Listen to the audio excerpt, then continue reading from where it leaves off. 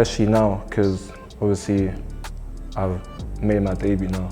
I felt like maybe I put more pressure on myself now to like play another game or just be a regular. Because obviously it was really hard because like you don't want to be that kid that was once playing and just falls off. You want to always be at the top, and I feel like because I've made that step now of playing that game, I've put a lot of pressure on myself. So no, I definitely think there's like some sort of responsibility because the work my family have put in for me to be here, it's like I want to reward them and just pay them back with some sort of just make it and just make them proud. Yeah, I'll mirror what Mola said about sacrifice my parents have made, because I don't even live far, I live in Kent, so it's a long way to be coming to Palace like 4 times a week. So obviously I've got that weight on my shoulders to make my family proud. And yeah, just that's what I want to do really. Yeah, no, I'd say it's something that I've definitely struggled with, like the work, enjoyment, balance. I'd say for the most part, I've been on the sort of serious, work hard, get your head down side, and I found it hard to be able to enjoy myself at the same time. I think I'm coming into a space now where I'm just growing, maturing, developing, learning more about myself as a person, and obviously I need to kind of tip the scales and go more to the enjoyment side of things. I need to come in every day and, not wrap my entire identity in football.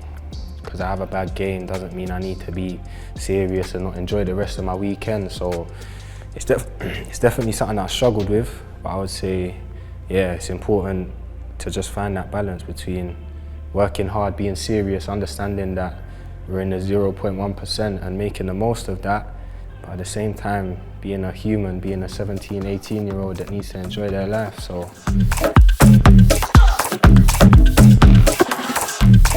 Twitter, like that's the worst for me.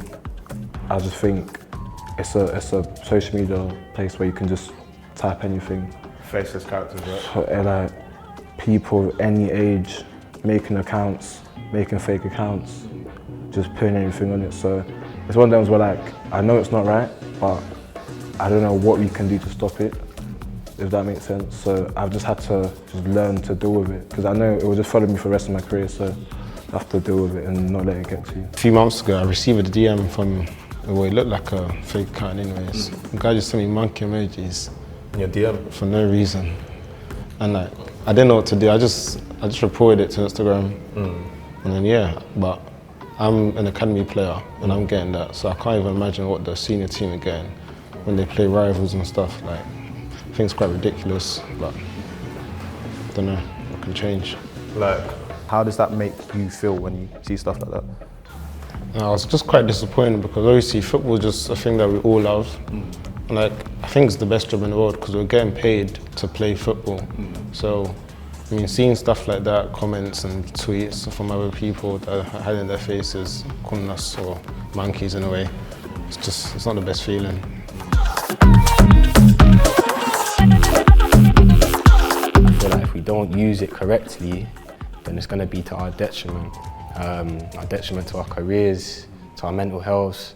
So yeah, I'm just educating myself. I try and stay off social media for the most part, because I don't feel like it's, for me personally, I don't feel like it's that great for me mentally, sitting all day scrolling.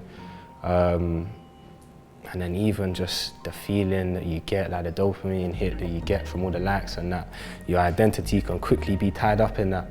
So it's something for me that I try and limit my use. And I feel like there's so much, being a footballer, so much of your time is taken. So me being a footballer, having other interests, other things that take up my time, I feel like there's things that are more important. But yeah, it's interesting, man. Everyone's got their different views on it. I have to remember that I haven't made it as well. Like, I still want to strive to be the best. So I don't let my highs get too high and my lows get too low, So yeah, I just feel like, as Mola was saying, posting your own goals, people label you as cocky or arrogant. So you just have to be careful and cautious about what you post on social media. And on the other side, you can't be posting silly comments or liking silly things as well. That's the danger of social media. So there's two sides to it. So that's why, well, personally as well, I like to stay off it. I delete the apps for a few days and then come back. So You see, like going back to what we were speaking before, like posting, like let's say you want to post a drip pic, you see all these fans or like people watching us will find the excuse, like that one excuse, like, oh, he's not serious, so I feel like there's a lot of pressure on that. You see, when I would post something outside football, I would think to myself, is it worth posting now? Like, am I playing well?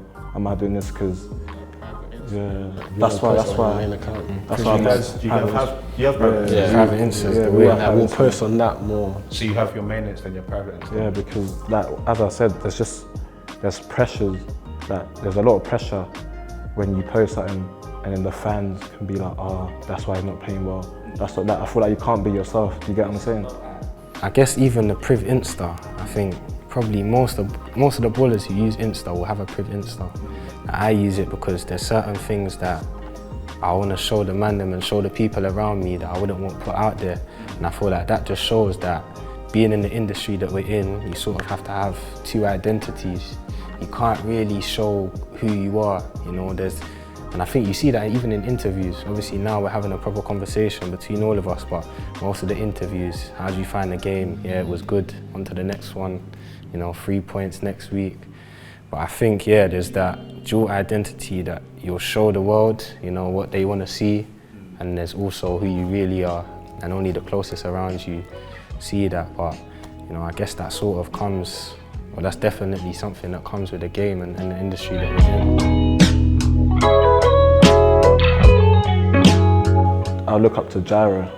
Obviously, you know, he's been here for how long? 5 years, I think. Hasn't really played the most.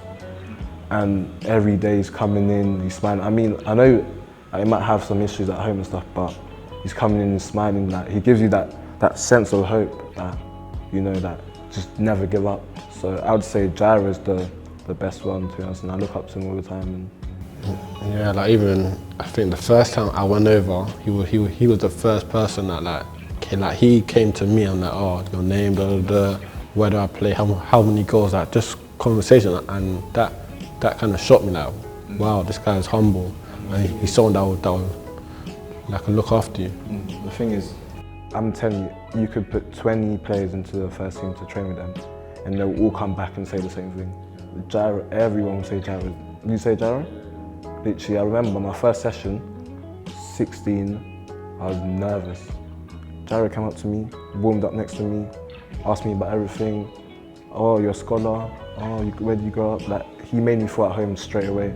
And I think it's really important having players like that on the team, and yeah, just thank. With that one, yeah, managers and clubs, they'll look at how guys are performing on the pitch, but I think all of us can testify to it. Being in a changing room with somebody who has those off the pitch skills, it can help a team so much. You know what I'm saying? So whether it's young boys coming through, whether it's you're not performing, knowing that there's someone in the team that will put their arm around you, I think that's a very important, you know, a very important person to have in the changing room.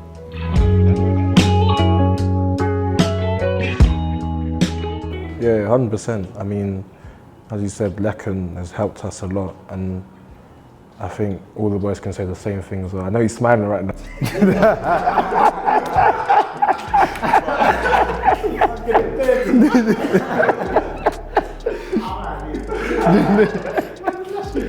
But yeah, like all the boys can say the same. It's just we all see him as like a brother.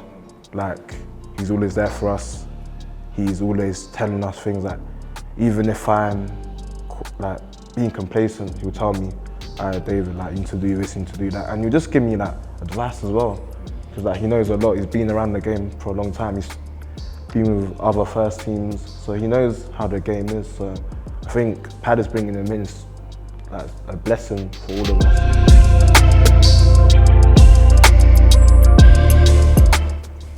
I'd say just be yourself. Like, don't let anyone change who you are. I've seen a lot of that happen. Obviously, I've grown up in age groups where I've been told what's it called, take 1 or 2 touches, take this, take that. I mean, I want to express myself sometimes, so just be yourself, and yeah, that's what I'd say, to be honest. Me, it will probably be trusting the process. Like, I think that's something that's very, very big. Like, even if things are going well, don't get too big for your boots. If things are going bad, still just trust the process, sort of thing. Don't go off track. Just stay on track. We've seen the importance of that as well. I feel like there's examples in our age group, man. We can testify to it that, just for example, I think that's an inspiration for all of us. A couple years ago, my man was sitting on the bench while us guys were playing, and now he's made his first team debut because he trusted in the process, he kept working hard.